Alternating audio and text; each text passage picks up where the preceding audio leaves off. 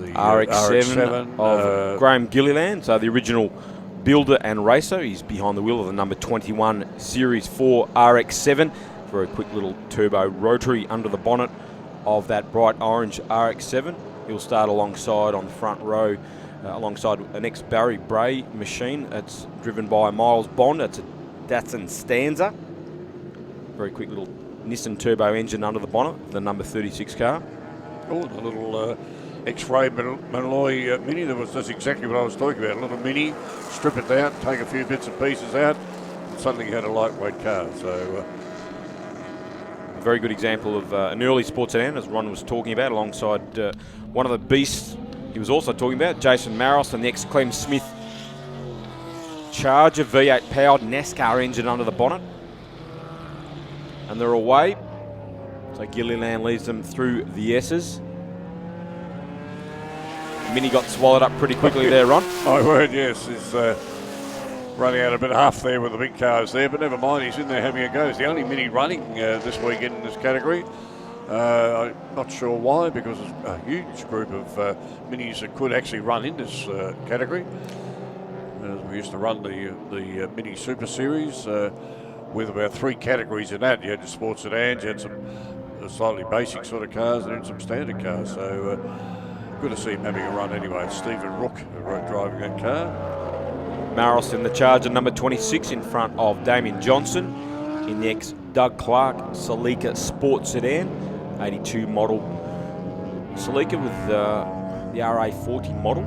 Damien Johnson, of course, been involved in sports sedans for many years, driving that unique Falcon-headed Holden Tirana, now behind the wheel of the Doug Clark Celica, as we talked about. Quite a handy motor car in touring cars and sports sedans, the Celica. They've made a big break on the next group of cars coming through, which is the Capri and the little Mini.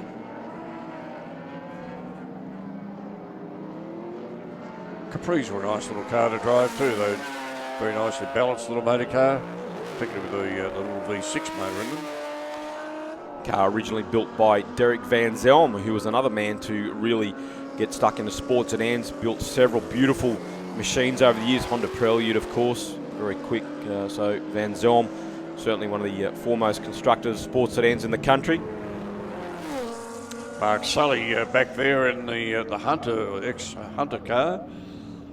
He has had that car for a little while. He's been sort of trying to sort it out. He has these issue with the big wheels and things that's running on at the moment. It kind of sits up like it's had a bit of a fright.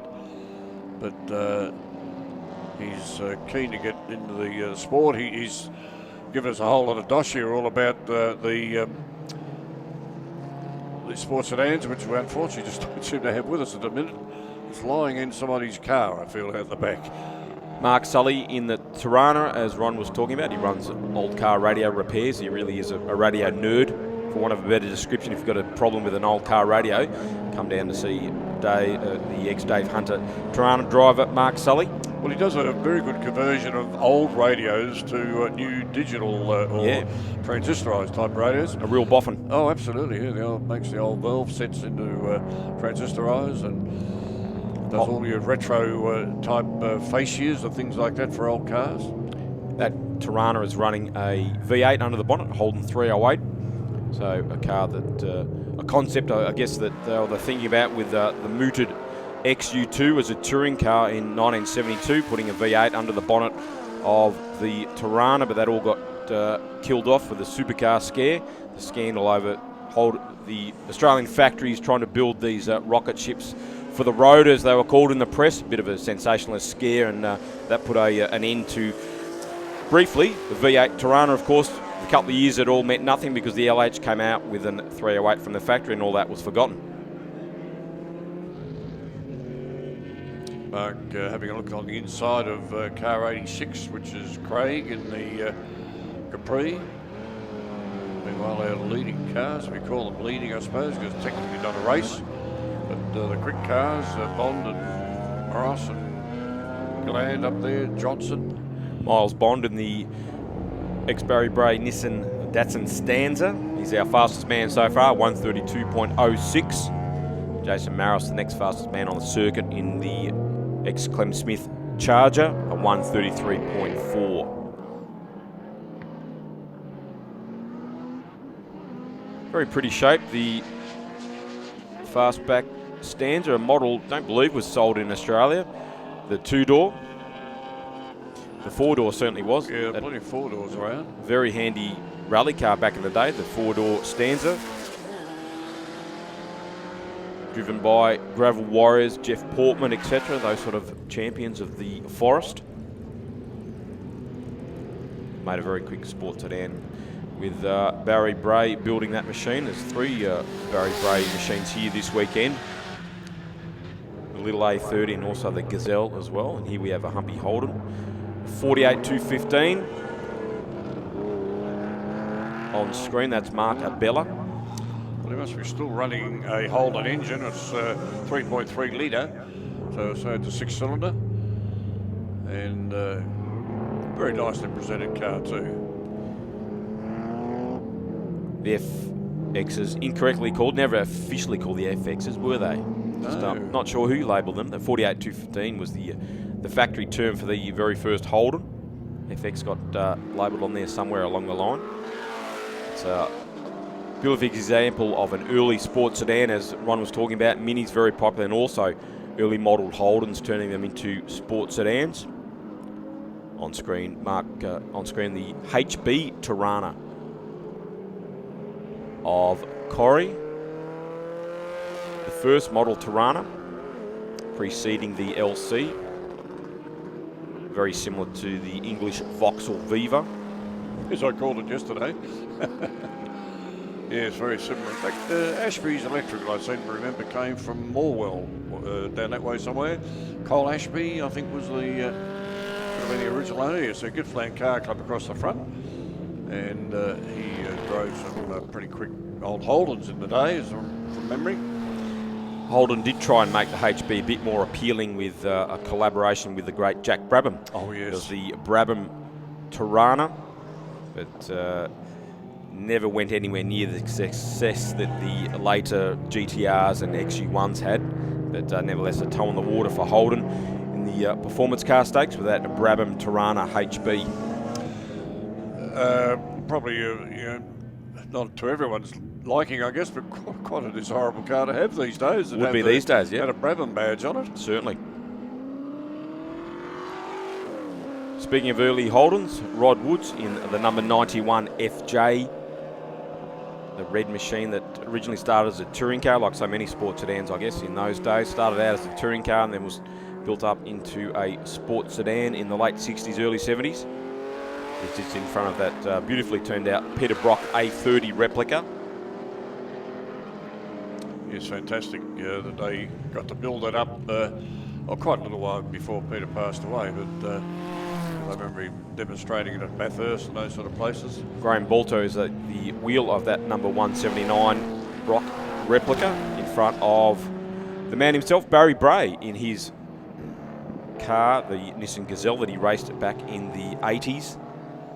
The car that replaced the Stanza that Miles Bond is flinging around at the front of the field at the moment. So great to have original constructor and racer here in his original car this weekend, the number 38 Gazelle of Barry Bray.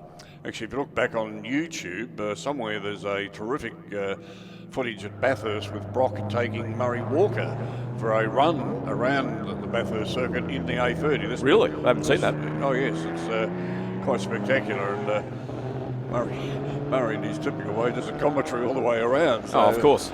Oh, hang on, what's happened here? Bond looks like he may have an issue with the stands, or has he just had a look? No, I think he's had a misdemeanor there. There's something dropping out of the back of the car. Oh yes, lots of water, and he's likely to have a bit of a spin on that if he's not careful. Now, would that be a radiator leak of some sort, Ron? Looks very similar to me. A bit of fluid coming right at the front of the field, at the front of the car. Oh, the rusty water coming out of the radiator, but I wouldn't keep going for too much longer with it like that. I hope he's having a look at the gauges, and they're probably not all pointing in the right direction. Yeah, just looking on screen, doesn't look like there's any more water coming out. It's puffing a bit of smoke though. Miles is looking at the gauges. The old story there, if it doesn't stop any smoke coming, well, it's could be terminal. Still the fastest man on the circuit, Bond, a 1:30.5 on lap 4 of this sprint. These cars are not actually racing, so it's not a matter of position, it's a matter of who sets the fastest time. This category is still in its infancy. Group U, they are now classified as. Checkered flag comes out. Group U Sports Sedans officially ratified as a historic category just a few years ago, so more and more cars coming out of the shed to join the big meetings. So every time we come to an historic meeting, there's a few more coming out of the shed, so hopefully we'll see full fields of them racing, having bona fide races in years to come, Ron. Yes, it'd be fantastic to see. They're worthy of getting a few more cars on the track and actually racing. Most certainly are, and usually a fairly big job to restore these cars, because a lot of them were, well, basically because they've been chopped up and changed from factory, a lot of them were really disregarded and parked in the shed and forgotten about until people started realising that they are a valuable category in their own right, and started doing some fantastic restorations, none more so than the ex-Clem Smith Charger of Jason Maros. That is a beautiful machine. If you get a chance to have a close look, come down to the pits. Free pit entry, of course, here at the Festival of Speed. Come down and have a closer look at the Sports Sedans. They're about midway through the paddock. And also on display is the ex-Brian Thompson Peter Fowler 450 SLC Merc that won the Australian GT Championship in 1985. That's on display down at the Sports Sedan tent as well. Well done. Stephen Rook will be pretty happy there with a little mini. He got up to 8th place, if you like to call it, with a 1:44 seconds. So he was going very well in the little mini. Historic Sports Sedans, they'll be back out this afternoon at around 4:40 p.m, so make sure you stick around for that. And thank you very much to Clive Cams, over 40 years of experience in the camshaft industry.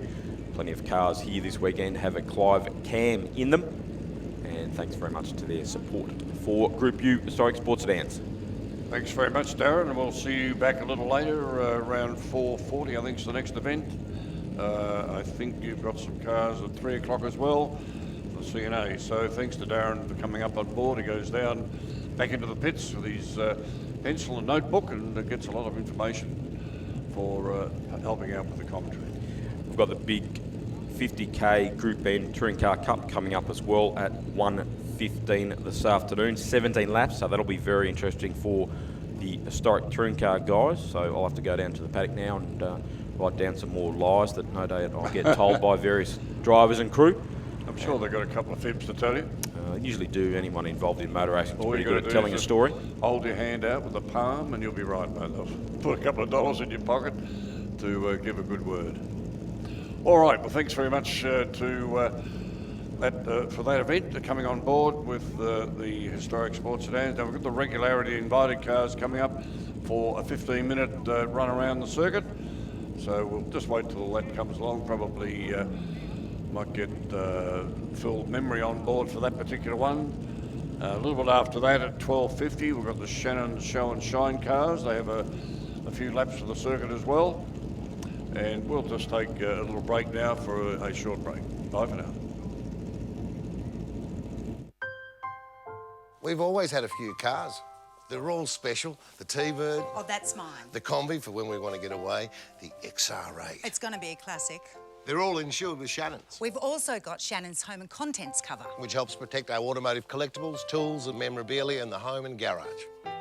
If you're motoring enthusiasts like us, it's got to be Shannon's. Shannon's, insurance for motoring enthusiasts. Call 13 46 46 for a quote. We all agree now is the right time to start making choices to support Aussie businesses, supporting Aussie families and communities. Well, from their humble beginnings in Melbourne nearly 100 years ago, Penrite now sit as a truly respected global lubricants brand across automotive and industry. And the best bit, it's still 100% owned by an Aussie family that employs Australians in Australian factories right here on Aussie dirt.